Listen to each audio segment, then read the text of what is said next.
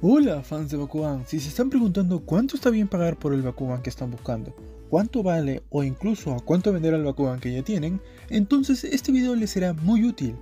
Luego de casi 5 años continuos coleccionando Bakugan, nuestra conclusión respecto a los precios de Bakugan es que son altamente variables, y estos se basan principalmente en la oferta y la demanda, porque son coleccionables que ya no están en fabricación y tienen coleccionistas que los buscan.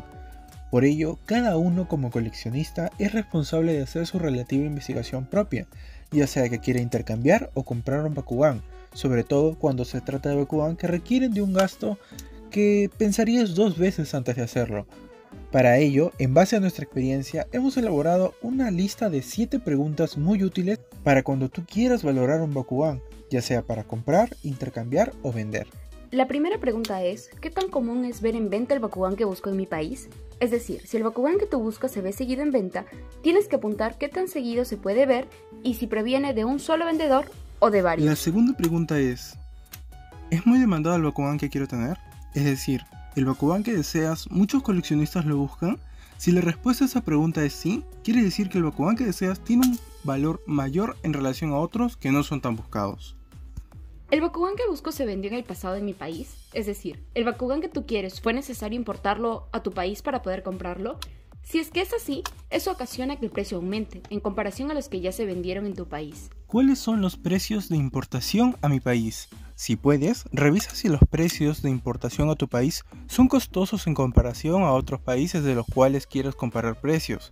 Por ejemplo, el costo de importar de Japón a Estados Unidos o México por 1 kilo en DHL puede costar $25, pero para mi país, Perú, por el mismo volumen, $75. Por ende, los Bakugan importados cuestan más en mi país. ¿Cuál es su precio en su país de origen? En conjunto con lo mencionado anteriormente, debes analizar cuánto cuestan los Bakugan que buscas en el lugar que se vendieron por parte del fabricante. ¿Cuánto tiempo se demoraron en conseguir otros coleccionistas el o los Bakugan que yo quisiera conseguir? Habla con tus amigos coleccionistas, pregúntales cuánto se demoraron en conseguir sus Bakugan.